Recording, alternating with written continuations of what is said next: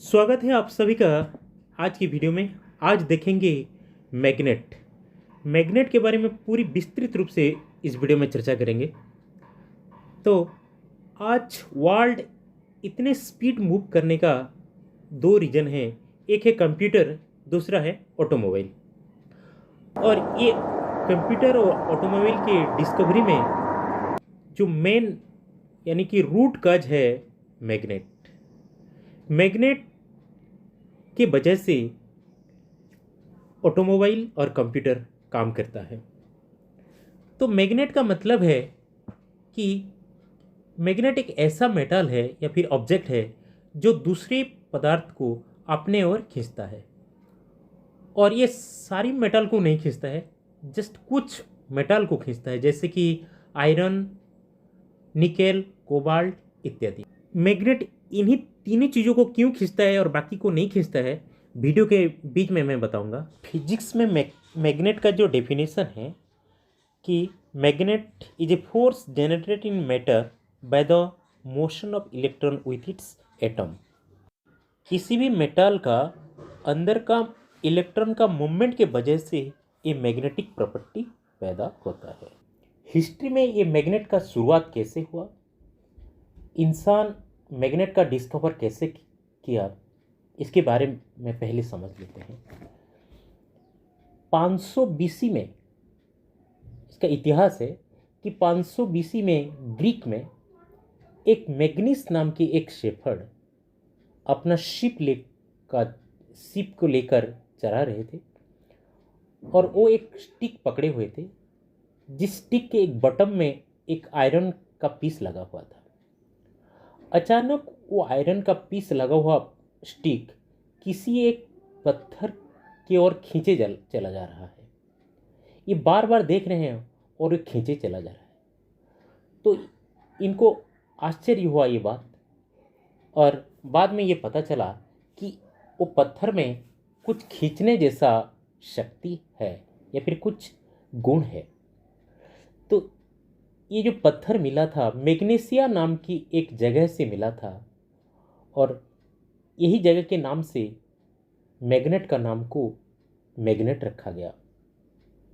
ये तो गया इतिहास, लेकिन इसका कंप्लीट रिसर्च 1600 एडी में विलियम गिलबर्ट पहला शुरू किए थे कि मैग्नेट कैसे क्रिएट किया जाता है।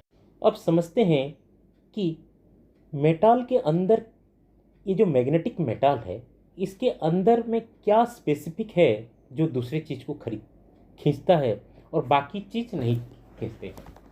यानी कि इसके अंदर की संरचना को कैसी होती है जिसके वजह से ये दूसरे मेटल को खींचता है। इसको समझने से पहले पदार्थ के सबसे छोटे कण को हम एटम कहते हैं, और एटम का जो संरचना होता है ये 3 चीज़ों से होता है: इलेक्ट्रॉन, प्रोटॉन और न्यूट्रॉन। तो एटम एक गोलाकार पदार्थ है, इसके बीच में प्रोटॉन और न्यूट्रॉन होते हैं और बाहर इलेक्ट्रॉन घूमते रहते हैं। तो ये जो इलेक्ट्रॉन घूमते रहते हैं, चारों ओर जो इलेक्ट्रॉन घूमते रहते हैं, कुछ इलेक्ट्रॉन इधर घूमते हैं, कुछ इलेक्ट्रॉन इधर घूमते हैं, कुछ इलेक्ट्रॉन इधर घूमते हैं, कुछ इलेक्ट्रॉन इधर घूमते हैं। तो लेकिन जो मैग्नेटिक मेटल होता है, इसका जो इलेक्ट्रॉन होते हैं ये सिर्फ एक तरफ ही मूव करते हैं, सिर्फ एक तरफ ही मूव करते हैं। एक तरफ मूव करने से क्या होता है, ये एक मैग्नेटिक फील्ड क्रिएट होता है। जैसे कि आपको पता होगा कि किसी भी चीज़ अगर एक तरफ स्पीड से मूव करता है तो अपने और बहुत सारी चीज़ को खींचता है। इस तरीके से इलेक्ट्रॉन अगर एक ही तरफ मूव करेंगे तो ये एक मैग्नेटिक फील्ड यानी कि एक खिंचाव का एक कंडीशन पैदा कर रहे हैं, जिसके वजह से एक चीज़ खींच के आ जा रहा है। लेकिन सारी चीज़ खींच के नहीं आ रहा है। इसका मतलब है कि वही मटेरियल सिर्फ खींच के आ रहे हैं जिसका आउटर में लूज इलेक्ट्रॉन है, वो सिर्फ आ रहे हैं। जो मैग्नेट होते हैं ये अक्सर 2 प्रकार के होते हैं, एक परमानेंट मैग्नेट और दूसरा है टेम्पररी मैग्नेट। परमानेंट मैग्नेट जो होते हैं ये तो परमानेंटली मैग्नेटिक प्रॉपर्टी ही अपने अंदर रखते हैं। तो इसका जो यूजेस है, परमानेंट मैग्नेट को यूज़ करके electromotor, generator, headphone, earphone, automobile, car, television आदि का प्रोडक्शन किया गया है। तो ये कैसे काम करता है? परमानेंट मैग्नेट ये सारी चीज़ों को बनाने में कैसे काम करता है? जैसे कि ऑटोमोबाइल जब आगे मूव करता है ये मैग्नेट के द्वारा ही मूव करता है। इसको समझाने की कोशिश करता हूँ। मान लीजिए दोनों साइड एक एक मैग्नेट है, दोनों साइड एक मैग्नेट है और अंदर से एक एक्सेल को रख दिया जाता है। तो ये अंदर जो मैग्नेटिक फील्ड क्रिएट होता है, मैग्नेटिक फील्ड क्रिएट होने से क्या होता है, ये एक्सेल मूव करने लगता है। जब ये मूव करने लगता है तो ये एक्सेल से लगा हुआ व्हील मूव करने लगता है और व्हीकल आगे आगे मूव करने लगता है।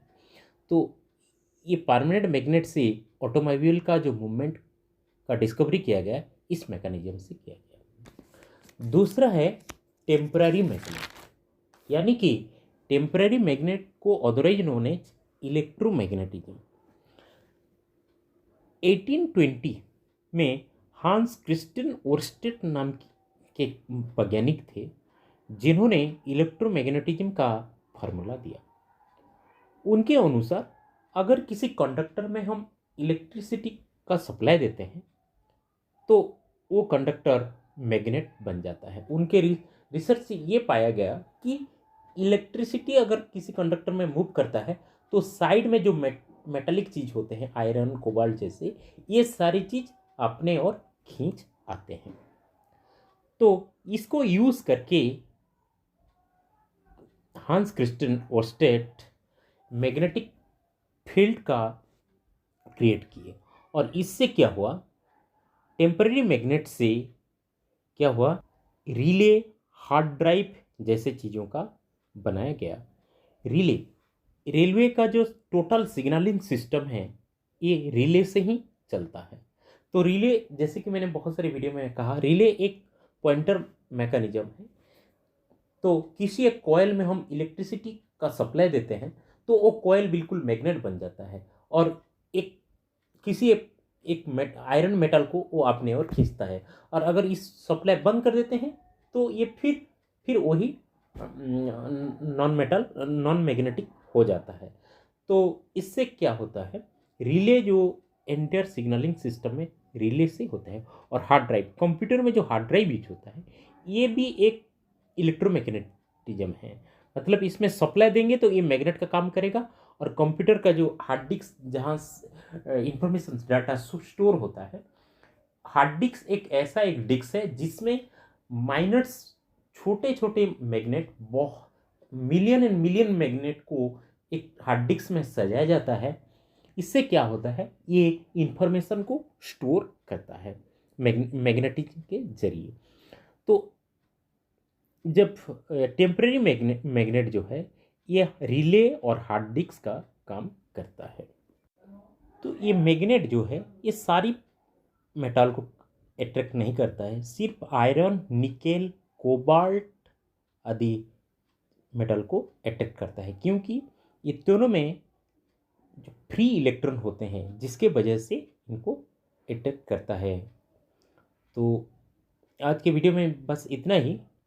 अगर आपको ये मैग्नेट आपको अच्छी तरह से समझ में आया तो वीडियो को लाइक कीजिएगा, कमेंट कीजिएगा और वीडियो में नए हैं तो चैनल को सब्सक्राइब कीजिएगा। नमस्कार।